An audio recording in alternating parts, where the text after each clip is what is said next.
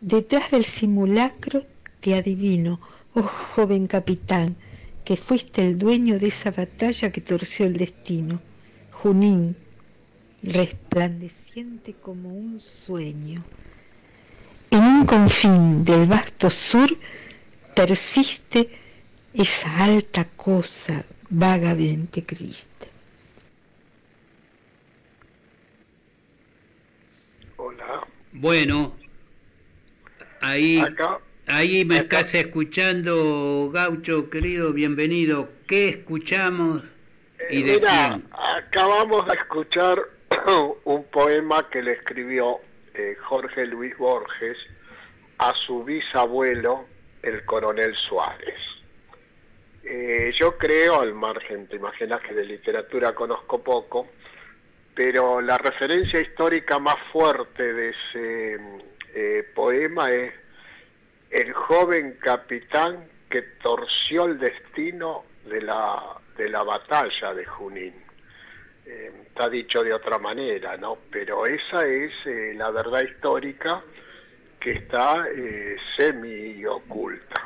El hecho de que el coronel Suárez haya sido el bisabuelo de Borges es secundario. El tema Claro. es que no nos cuentan, o nos cuentan poco, o hay que buscar mucho para encontrarlo, la verdad de la batalla de Junín. ¿Cuándo? ¿Vos sabés? Y, perdona, Gaucho, contanos sobre la batalla, cuándo, cómo y por Mirá, qué. la batalla de Junín y la posterior batalla de Ayacucho son las batallas que deciden el triunfo de la causa americana contra el absolutismo español. Las dos fueron libradas con posterioridad que San Martín se retira y conducidas por Bolívar. Ahí Pero va. en la batalla de Junín, desde el punto de vista estrictamente militar, estaba perdida. Es más, hay constancias históricas y partes de que Bolívar había ordenado el retiro para salvar restos de la tropa, restos del ejército, porque después de las primeras embestidas, la caballería española se dedicó a perseguir la dispersión de las fuerzas americanas y a hacer una masacre. Es en ese momento que desobedeciendo la orden de retirada, irrumpe un grupo de soldados peruanos que venían adiestrados y organizados hace un tiempo antes, al mando del coronel Suárez. Ese grupo da vuelta a la batalla porque la caballería española se había dispersado persiguiendo a los restos del ejército y los quiebran y inclinan en muy poco tiempo la batalla a favor de las fuerzas americanas. O sea, una vez más, una desobediencia, en este caso en el campo de batalla, que se castiga con la pena de muerte, se transformó en el artífice de una victoria. Eso desde el punto de vista, digamos, militar de la batalla. Desde el punto de vista de americano, ese grupo de peruanos eran los esclavos liberados o las personas que habían sido esclavizadas y fueron liberadas por San Martín en el poco tiempo que San Martín gobernó Perú como protector del Perú. Entonces, reivindicar esas cosas y que lo haya hecho Borges, fíjate vos que Borges está muy difundido, pero este poema de la primera época de Borges se conoce muy poco o nada. Que lo haya hecho Borges nos ayuda a pensar, primero, quién fue el coronel Suárez y, en segundo lugar, cómo fue la guerra de la independencia, que no fue una línea recta, fue también con lucha y con concepciones distintas en cada uno de los momentos. Claro. Después, bueno, creo que el coronel Suárez cuando vuelve tiene actuación en las guerras civiles acá en Argentina, en lo que es hoy Argentina, pero eso es secundario frente a la divulgación de su actuación en la batalla de Junín. Y claro. Por otro lado, nos ayuda a pensar los nombres.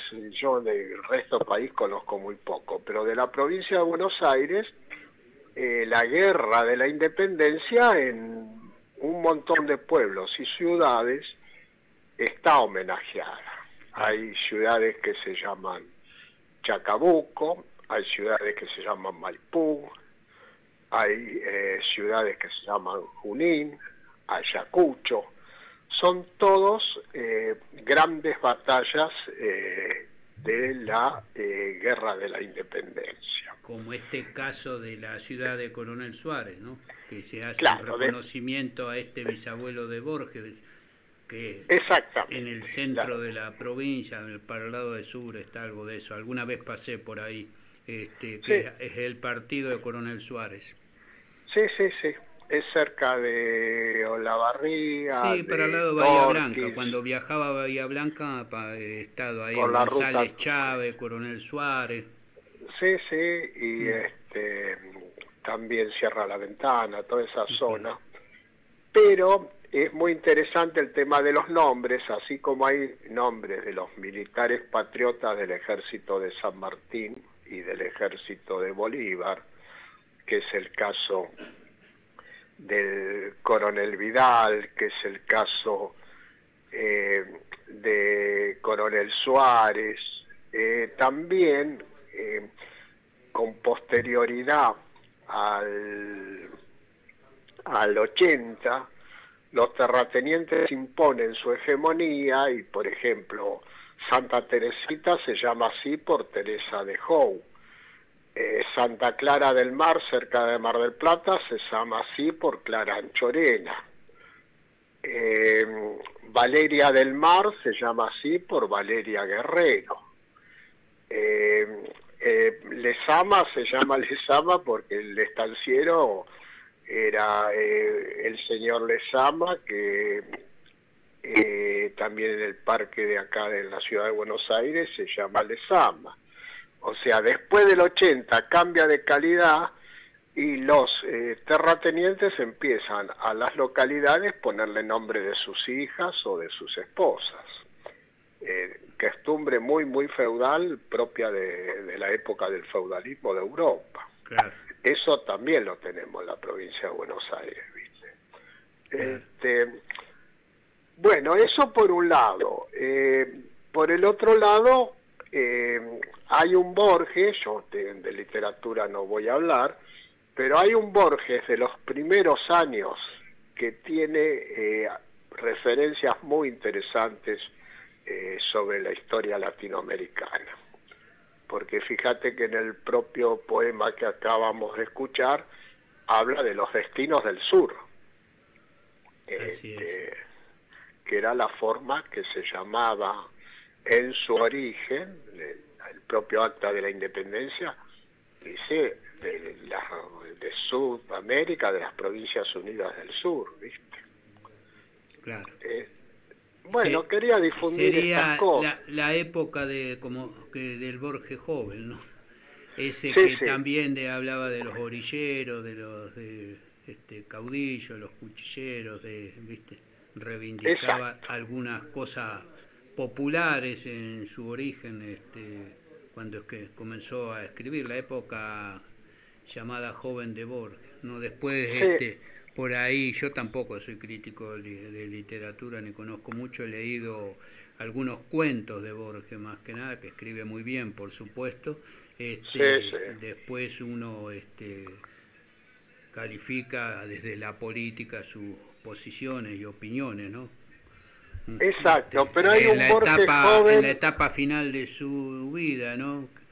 Hay un Borges joven que toca todos estos temas, orilleros en cuanto a la ciudad de Buenos Aires y también de la independencia de toda América. Con Ricardo Rojas pasó lo mismo. Hay un joven Ricardo Rojas que toca muy bien los temas nacionales. Y bueno, después hay un Ricardo Rojas que tuvo una orientación favorable al país que quedó después del 80. Claro. Bueno, hay que rescatar eso. Después si hacemos un balance, vemos con cuánto nos quedamos, ¿no? Claro, eso no lo vamos a hacer. Para juzgar su trayectoria de vida en cuanto a la política. Claro. No lo vamos a hacer en este programa. El objetivo es mucho más chiquito, por lo menos difundir de que existe este poema. Claro. Y que esta ciudad y este personaje histórico había jugado ese papel y que era un bisabuelo de Jorge Luis Borges. Exactamente. Es una gotita de agua en un inmenso mar, pero bueno, pusimos una gotita de agua. Está bien.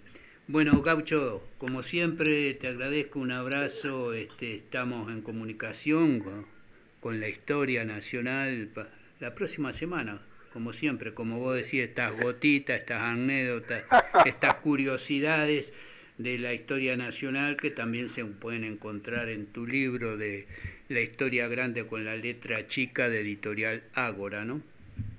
Sí, vos sabés que yo tengo algunos amigos en Coronel Suárez y en realidad muchos tienen la idea que es porque era dueño de algunos campos en la zona. Claro, en general se piensa eso, en el interior, ¿no? Sí, como vos decías. Exactamente. No se conocía esto. Bueno, te mando un abrazo, buenas tardes, Gaucho, y seguimos la semana que viene como siempre. Un abrazo para vos y para todos los oyentes. Buenas tardes.